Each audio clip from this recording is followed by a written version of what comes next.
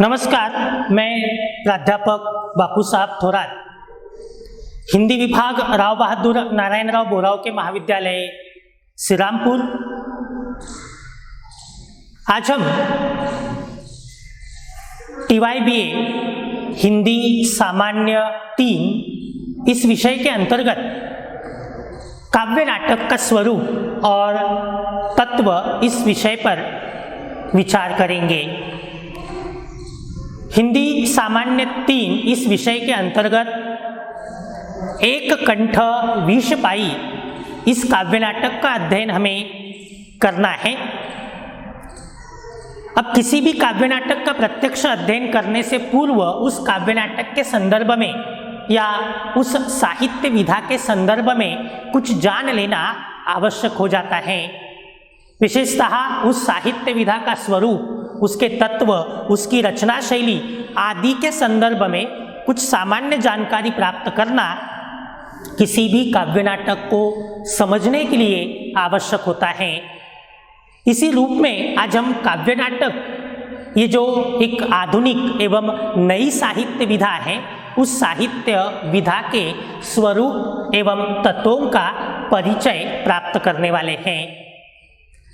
वैसे आधुनिक काल में अनेक नवीन साहित्य विधाओं का निर्माण हुआ है। वैसे भारतीय साहित्य में 1850 के बाद गद्य की नानाविध विधाओं का निर्माण होता आया है। विशेष रूप से अंग्रेजी साहित्य के परिणाम स्वरूप गद्य की अनेक विधाएं भारतीय साहित्य में निर्माण हुई है। इन विभिन्न विधाओं के अंतर्गत अनेक नवीन विधाओं ने भी अपना विशेष स्थान निर्माण कर लिया है। इन्हीं नवीन एवं आधुनिक विधाओं में एक महत्वपूर्ण साहित्य विधा काव्य नाटक है। इसे गीति नाट्य, गीति रूपक, काव्य रूपक, संगीत रूपक, गीति नाटक जैसे अनेक नामों से जाना जाता है।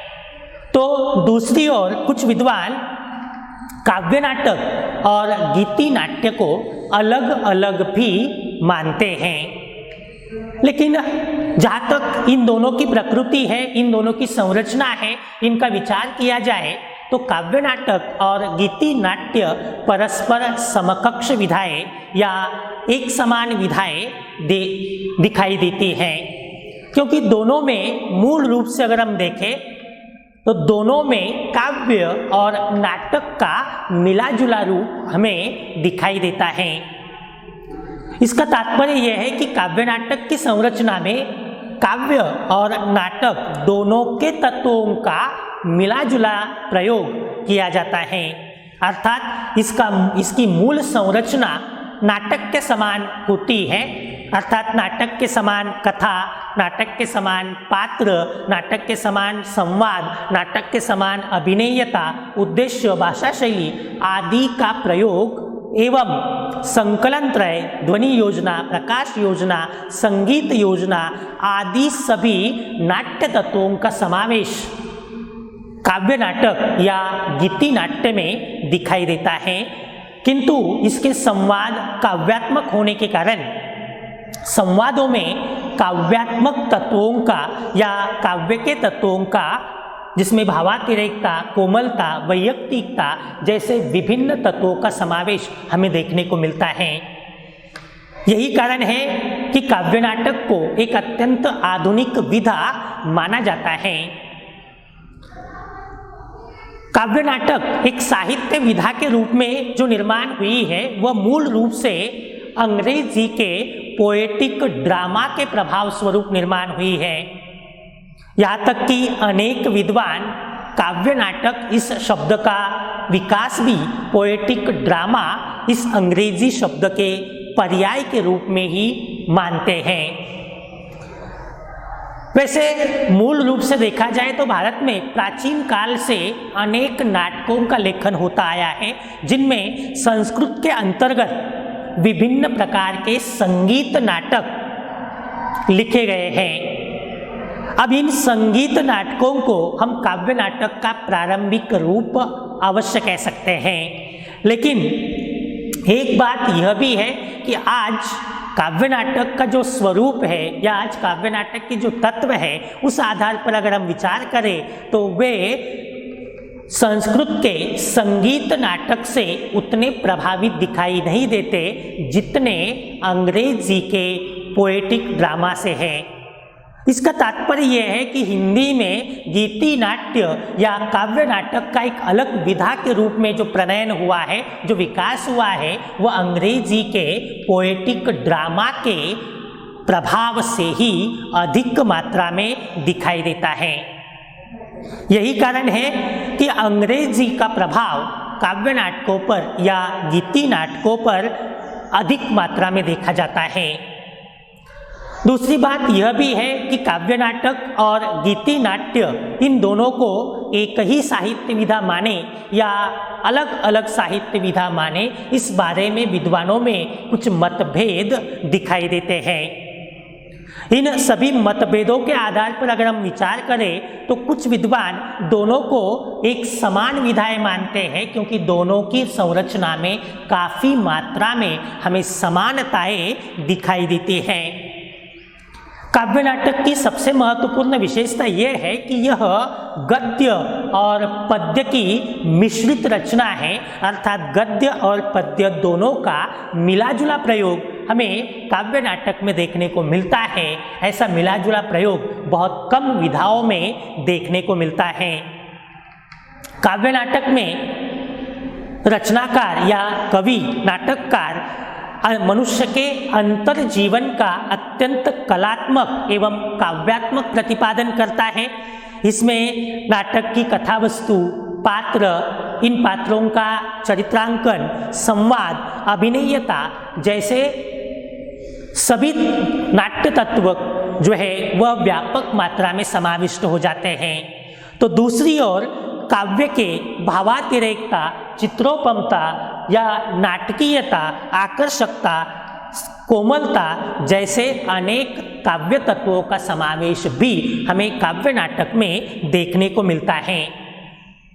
काव्य नाटक में पूरी रचना नाटक के समान होती है, अर्थात नाटक के समान कथा का चयन किया जाएगा, कथा का विस्तार के अनुसार कथा का विभाजन विभिन्न दृश्यों में किया जाएगा, विभिन्न दृश्यों में विभिन्न पात्रों की संयोजना की जाएगी, साथ ही दृश्य घटित होने के स्थान, रंगमंचीय सजावट या अन्य सभी सजावट इनके बारे में और अभिनयता के बारे में भी विचार किया जाएगा, जिसके बाद उसका लेखन होगा। लेकिन प्रत्यक्ष लेखन करते समय संवादों में काव्यात्मक भाषा का प्रयोग किया जाएगा, जिसके कारण एक लय, एक प्रवाह काव्य नाटक में निर्माण होता है। इसी कारण काव्य नाटक में कोमलता, सुकुमारता, लय, छंद, भाषा की चित्रात्मकता आदि का विशेष महत्वपूर्ण स्थान माना गया है। दूसरी ओर नाटक की संवादात्मकता, अभिनयता, भावातिरेकता, नाटकीयता जैसी बातें भी काव्य नाटक को प्रभावी बनाने में अत्यंत आवश्यक होती हैं। इन सब विवेचन के आधार पर संक्षेप में हम काव्य नाटक की विशेषताएं इस प्रकार बता सकते हैं। काव्य नाटक की पहली विशेषता है, काव्य नाटक में काव्य और नाटक दोनों के तत्वों का समुचित समन्वय देखने को मिलता है। काव्य नाटक की दूसरी प्रमुख विशेषता है, इसमें अनुभूतियों का नाटकीय प्रकाशन किया जाता है। तीसरी विशेषता है, इसमें बहिर्जगत की अपेक्षा अंतर जगत को अधिक महत्व दिया जाता है। चौथी विशेषता है, इसकी कथावस्तु नाटकीय एवं काव्यात्मक होती है। पांचवी विशेषता है, काव्य नाटक का संरचना, स्वरूप या रचना विधान पूर्णतः काव्यात्मक एवं नाटकीय होता है। छठी विशेषता है, काव्य नाटक में काव्यात्मक विषय वस्तु तथा अभिनय की प्रधानता देखने को मिलती है। सातवीं विशेषता है, काव्य नाटक के कथानक में नाटकीयता और घटनाओं का संघर्ष अनिवार्य होता है, क्योंकि पात्रों के अंतर्द्वंद्व या संघर्ष के माध्यम से ही काव्य नाटक की कथा आगे बढ़ती है। इस प्रकार काव्य और नाटक का ये मिलाजुला आकर्षक प्रभावी साहित्य प्रकार माना जा सकता है। ये हुआ काव्य नाटक का स्वरूप। अब हम काव्य नाटक के तत्वों पर संक्षेप में विचार करेंगे। वैसे काव्य नाटक पर भारतीय एवं पाश्चात्य दोनों ही काव्य शास्त्रों में विचार किया गया है, किंतु दोनों में उसके अलग अलग तत्व दिए गए हैं। यही नहीं, अलग अलग विद्वान काव्य नाटक के अलग अलग तत्वों को स्वीकार करते हैं। हिंदी साहित्य कोश इस ग्रंथ में काव्य नाटक के 5 प्रमुख तत्व बताए गए हैं, जैसे प्रस्तावना, कथा, संवाद, गीत एवं नर्तन।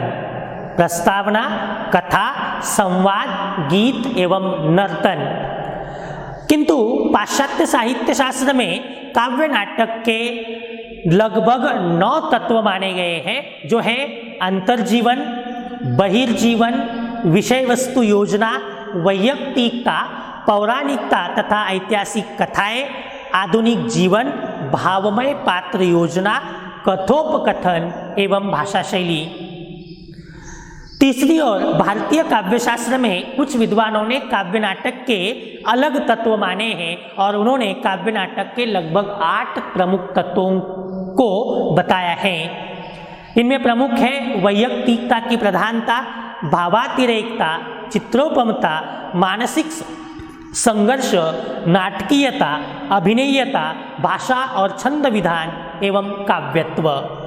अतः इन तत्वों को ही काव्य नाटक के प्रमुख तत्व माना जाता है।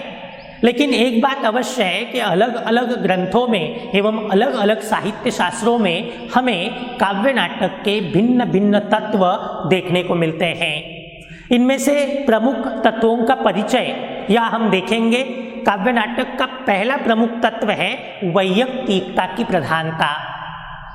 काव्य नाटक को एक नितांत वैयक्तिक साहित्य विधा माना गया है और नितांत वैयक्तिक साहित्य विधा होने के कारण इसमें नाटककार अपने व्यक्तित्व का अंकन करता है या अपनी वैयक्तिक अनुभूतियों का अंकन करता है। भले ही वह उसका अंकन प्रत्यक्ष रूप से न करता हो, लेकिन काव्य नाटक में जीवन की पृष्ठभूमि के रूप में वह अपनी व्यक्तिगत अनुभूतियों का अंकन अवश्य करता है।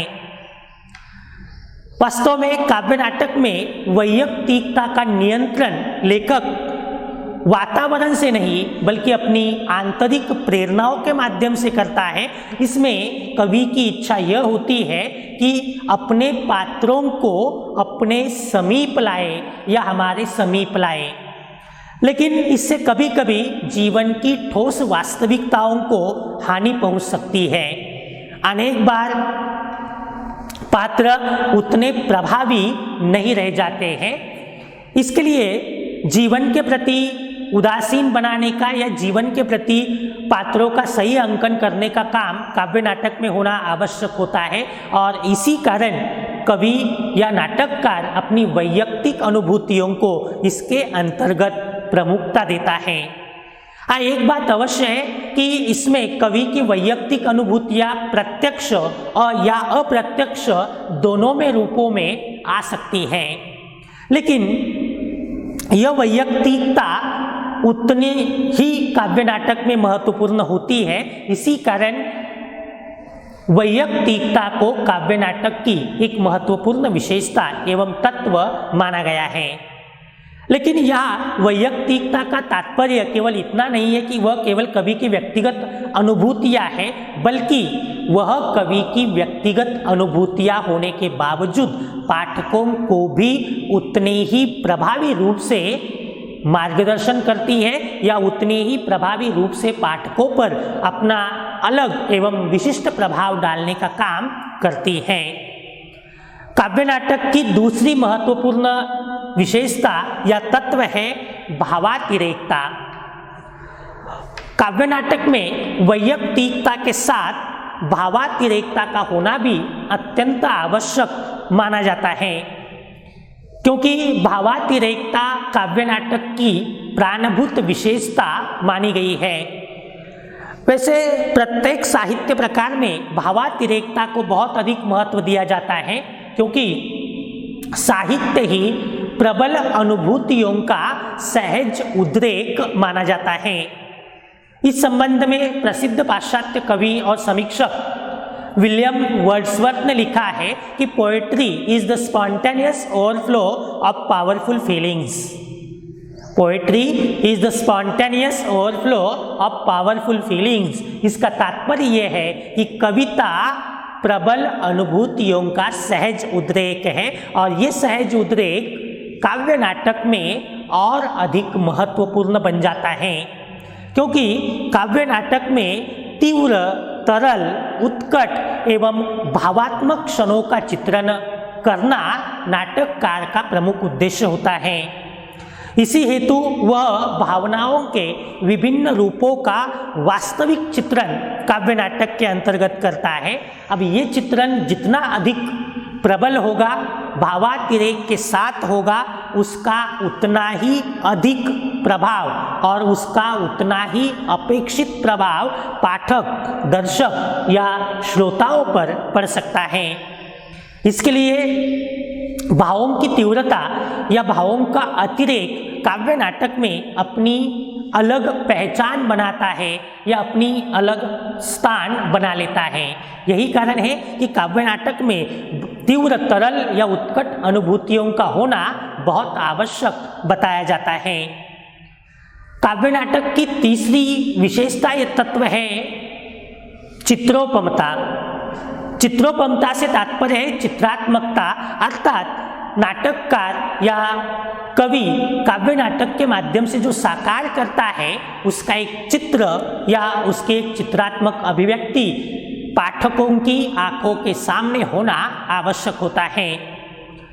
जहाँ तक नाटक के प्रत्यक्ष रंगमंचीय होने का प्रश्न है, रंगमंचीयता में पात्रों के अभिनय के माध्यम से वह सारे चित्र हमारे सामने तो साकार हो ही जाते हैं, लेकिन जहाँ तक पाठ्य माध्यम का सवाल है, पाठ्य माध्यम के अंतर भी जब हम वह काव्य नाटक पढ़ते हैं तब उसका एक चित्रात्मक प्रभाव हमारी आंखों के सामने साकार होना आवश्यक है, और इससे पाठक कथा वस्तु के साथ एकरूप हो सकता है और उसे रस या आनंद की प्राप्ति संभव हो सकती है।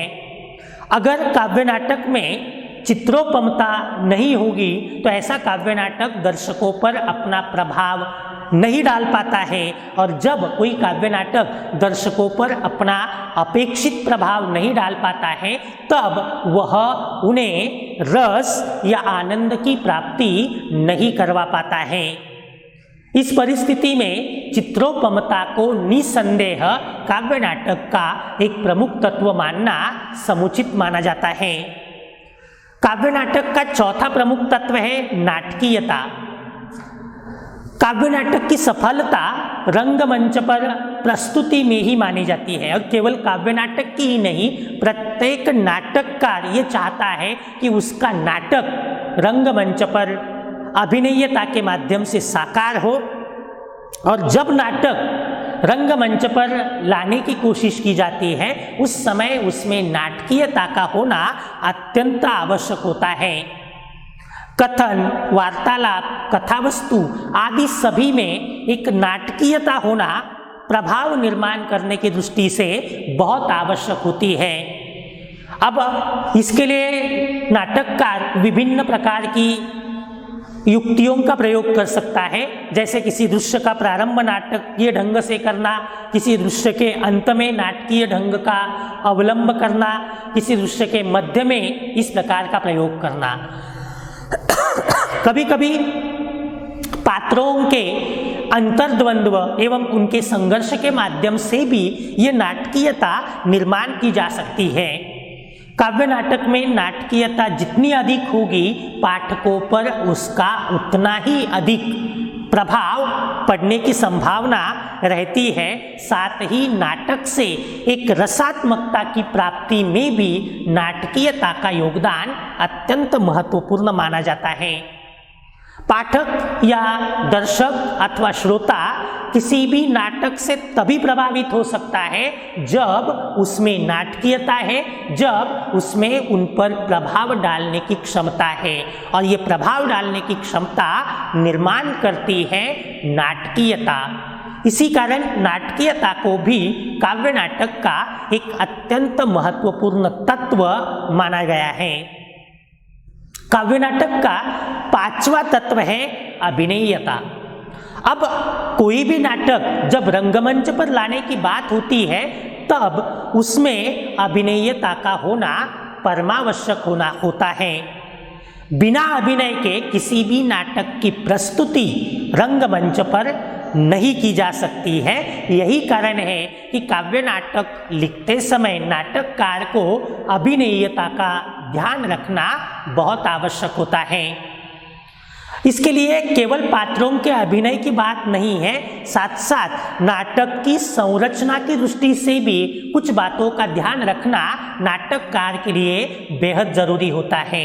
इसमें काव्य नाटक में छोटे छोटे अंकों का प्रयोग करना है, उसमें अभिनेता के अभिनय के पर्याप्त अवसर निर्माण करने हैं, साथ ही उसमें कथा के विकास, पात्रों के चरित्र एवं उद्देश्य की प्राप्ति की दृष्टिकोण से अभिनय को महत्वपूर्ण बनाना है। इन सभी दृष्टियों से अभिनय महत्वपूर्ण होता है। दूसरी ओर जब भी काव्य नाटक की प्रत्यक्ष प्रस्तुति रंगमंच पर होती है वह अभिनय के माध्यम से ही होती है। इस कारण बिना अभिनय के कोई भी काव्य नाटक रंगमंच पर सफल रूप से प्रस्तुत नहीं किया जा सकता है। अभिनेता अपने कुशल अभिनय के माध्यम से किसी पात्र को रंगमंच पर साकार करता है और दर्शक उस अभिनेता में मूल पात्र का आरोप कर आनंद की प्राप्ति करता है, और यह सब कुशल अभिनय पर ही निर्भर करता है।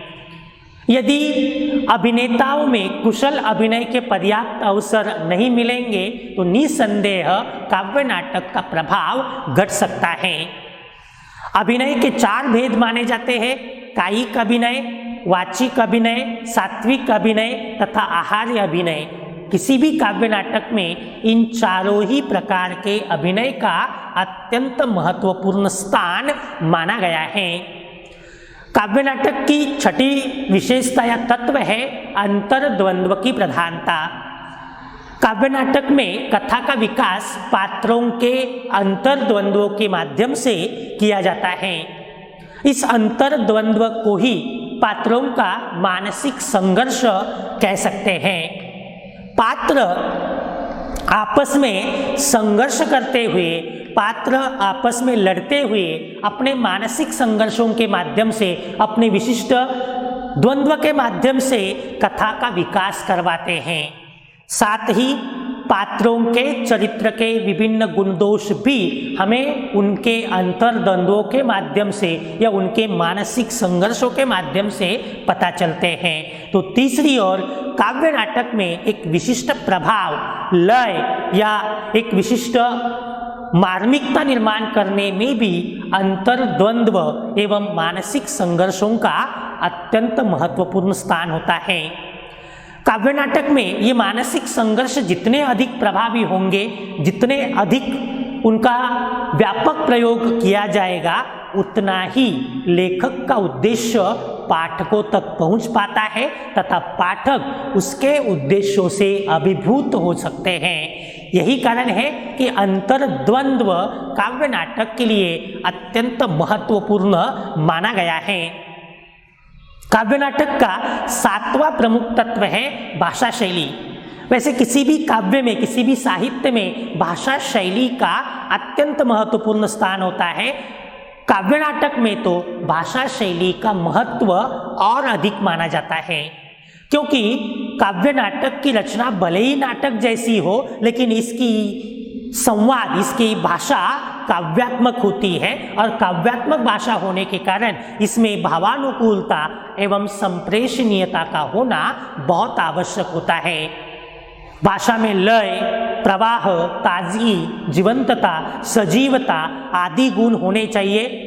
इसमें गेयता एवं संगीतात्मकता का समावेश होना चाहिए। इन सबके लिए कोमलकांत पदावली का प्रयोग काव्य नाटक में किया जाता है। साथ ही भावगत सूक्ष्मता के द्वारा या भावों में एक विशिष्ट लय निर्माण करने के द्वारा इसमें गेयता का आविर्भाव किया जाता है।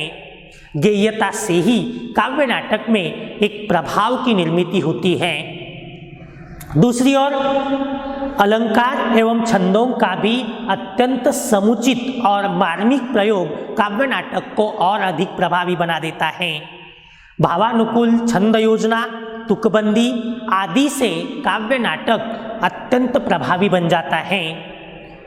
काव्य नाटक की भाषा शैली में छंद विधान, बिंब विधान, प्रतीक योजना, चित्रोपम भाषा आदि का विधान करना अत्यंत आवश्यक होता है।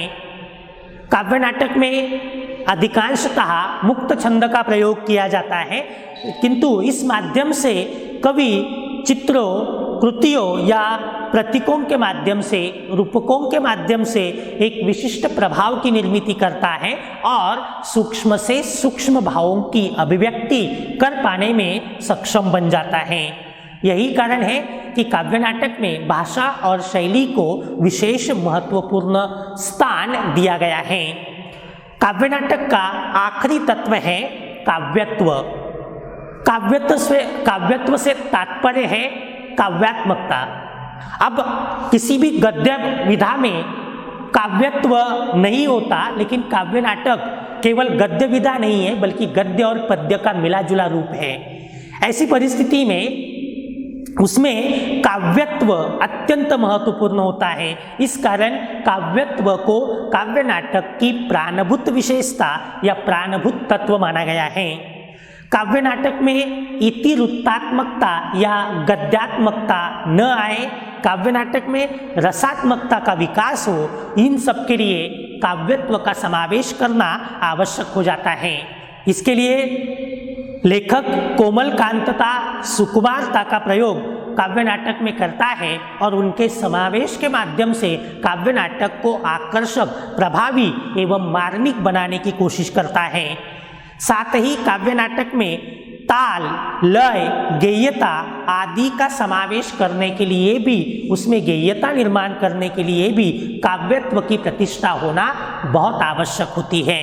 काव्यत्व की प्रतिष्ठा के माध्यम से ही कोई काव्य नाटक प्रभावी बनता है, आकर्षक बनता है। यही कारण है कि काव्यत्व को भी काव्य नाटक का प्रमुख तत्व माना गया है। इस प्रकार काव्य नाटक के 8 प्रमुख तत्व है: वैयक्तिकता, भावातिरेकता, चित्रोपमता, नाटकीयता, अभिनयता, अंतर्द्वंद्व की प्रधानता, भाषा शैली एवं काव्यत्व। धन्यवाद।